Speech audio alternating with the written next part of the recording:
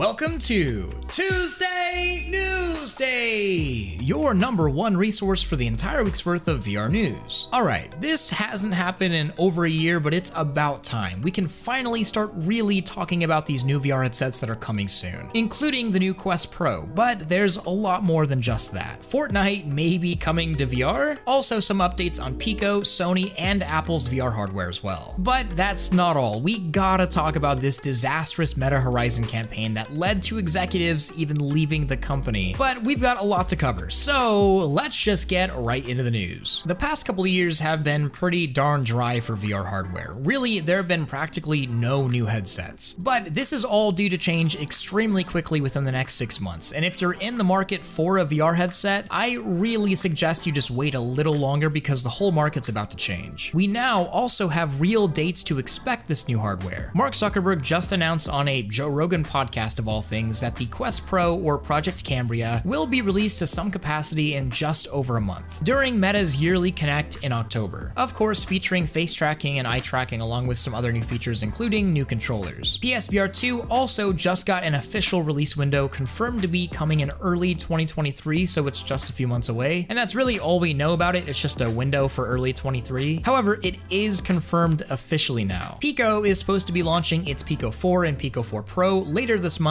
in September, likely using its TikTok roots to significantly push the headset. It's pretty much got its own built-in marketing, and this is the one that will be the most interesting regarding the entire VR market shakeup. But of course, we gotta talk about Apple as well. Some new leaks on Apple's headset show a potential early 2023 announcement, with latest news showing possible Shell Corporation trademarks for 3 names being Reality One, Reality Pro, and Reality Processor. 3 names that all sound very Apple. And while not concrete information, the new trademarks are still worth a mention since the Apple headset is definitely on my radar. And really, in terms of new VR hardware, this holiday season is about to be something we've pretty much never seen in the VR industry. The closest thing I can equate this to is like 2016 with the launch of the original Oculus Rift and Vive and PSVR. So yeah, it's about to get really exciting. But now let's get into the hilarious part. You may recognize this picture from a little over a week ago when Mark Zuckerberg posted a screenshot of Meta's social VR platform Horizon Worlds. And what was intended to be a celebratory screenshot of the platform's Spain and France launch quickly spiraled into pretty much the entire internet and mainstream news talking about how terrible Horizon looks, and in turn talking about how much Meta has been crashing and burning lately. All of this eventually leading to them panic leaking a better render of Horizon. But we definitely gotta talk about this. Obviously, this looks absolutely atrocious. This is like actual PlayStation 2 levels of graphical fidelity, and not like the good PlayStation 2 games, but the bad ones that looked bad even 20 years ago. But if you're in the VR crowd, you know that the social VR platforms that we have now really aren't that much different or better. I mean, AltSpace looks arguably even worse. Rec Room has hyper simplistic and stylized graphics, although they still look better than this, I'd argue. And VRChat or Neos only looks so good because the community makes every single asset. So why is Meta getting all of the hate? Well, I think this is for a few reasons, and this is kind of something I've already talked about a bit during my VR Needs Legs video a few months ago, but it seems that there are just a lot more people now that are on board with my sentiment that I had then. The problem is that these are already existing platforms. They work for what they are. I don't think anybody that uses Rec Room every day is saying they want hyper-realistic graphics, and I don't think good graphics are even super necessary for a social-based application. But it pretty much feels like Meta saw AltSpace, Rec Room, and VRChat and others, and just made the minimum viable product to have their own social VR platform. And the big problem here is that Meta isn't just some random company in the XR landscape. They're not just a small startup. They're freaking Meta, the same company that got on stage in front of the world and pitched at the metaverse. And now, almost a year later, that pitch seems to be doing more harm than good for anybody, including themselves. The real problem is that Meta told everyone that this is what's coming, this is the future, then the leader of the whole show displays literally the worst possible example of where we're at right now. And also, this screenshot to a lot of people outside of the VR scene serves as a report card of the metaverse's progress, which gets us into the actual issue at hand. Meta is the entire market leader for XR, at least right now at this current state in time. And in some ways, they're just not acting like it. And of course, they're doing good work as well. It's not like their billions of dollars spent were on Horizon alone. It was on research and development to make better headsets and learn about the medium, but that still doesn't detract from Meta fumbling hard when it comes to their own software. Horizon still to this day offers nothing better than any of the other platforms. It looks worse, and the worst part is that Meta has the opportunity to offer something that looks better, performs better, and does more, and even has legs, but instead, they're going with the minimum viable product and people see right through it. And maybe their real strategy is just to wait to acquire another company that does what people actually want and then claim it as their own, kind of like what they did with Instagram and WhatsApp and, well, Oculus as a whole, but that's just business. Success isn't about who does something first, but who executes it best. And I guess while we're on that topic, the Quest and Quest 2 did it first, but now we get to see who executes best. But back on this screenshot, Meta did end up showing a render of what Horizon will look like eventually, and it did look better and less lifeless and actually had something of its own style other than bad. But that's not the whole story even.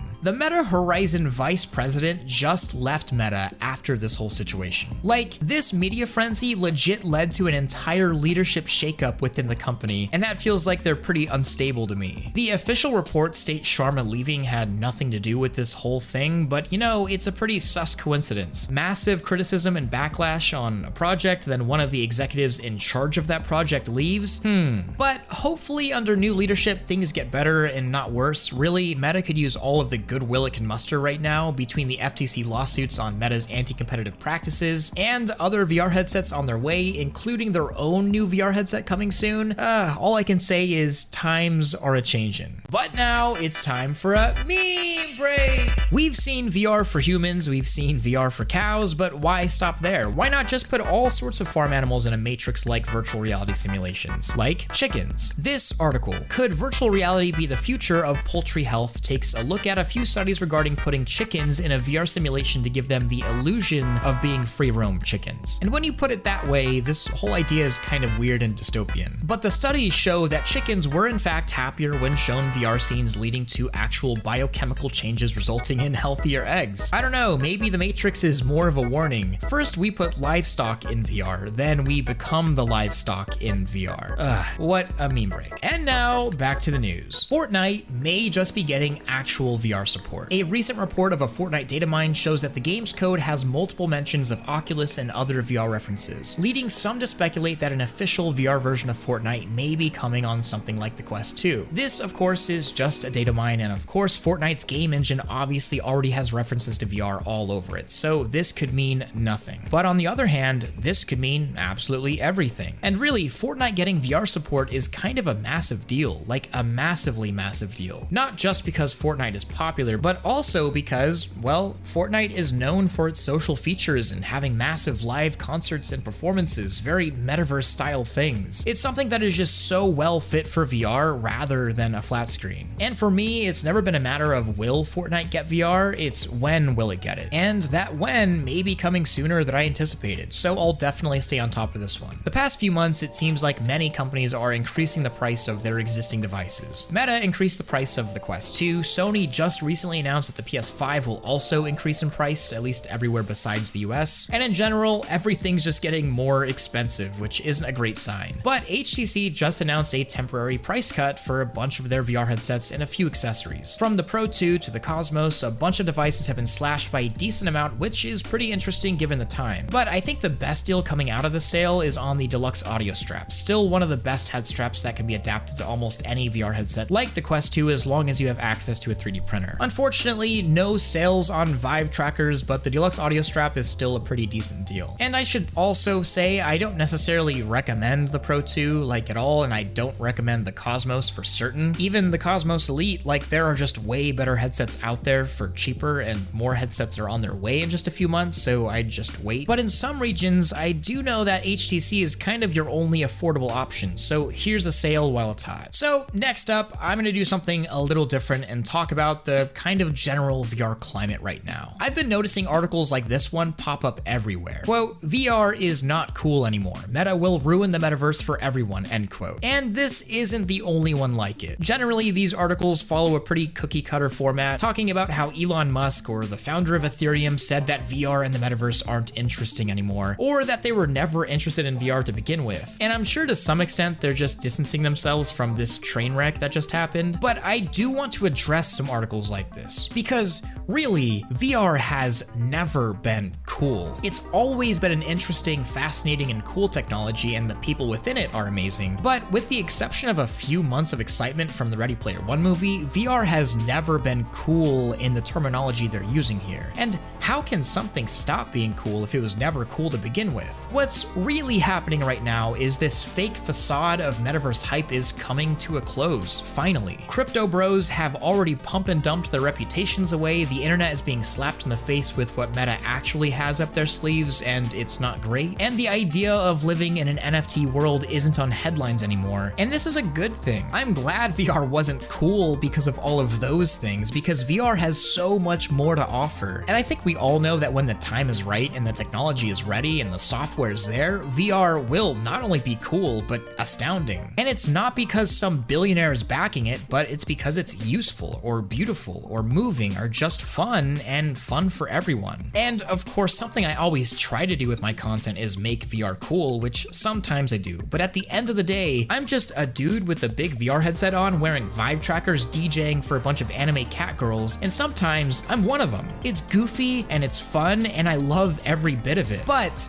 don't try and tell me that VR isn't cool anymore because Zuck is a weirdo. VR was never cool, and it won't be cool off of blind hype ever. It'll be off of months like we're about to have, and the years of actual growth. Not because of Meta, not because of Musk, but because we made it cool by doing cool things within it. And yeah, that was kind of a weird tangent. Sometimes I make full videos responding to articles like this, but I figured it could be short and sweet just by tacking it onto here. Besides, being cool usually isn't all that cool anyways. But anyways, leave a question of the week down below and I may just answer it next week. I skipped last week of TN just to take a little break, and also wanted to welcome our new kitty into our home, so hopefully you don't mind. It was also a pretty slow week of VR news last week anyways. I do want to say thank you so much for watching this video and for sticking around and for just being here. It means the world to me, and also want to thank my Patreon supporters that support this channel, especially my Omegas. I couldn't do any of this without you. And don't forget to like this video if you loved it, subscribe if you want more of this, and hit that freaking bell if you just can't live without it. Much love,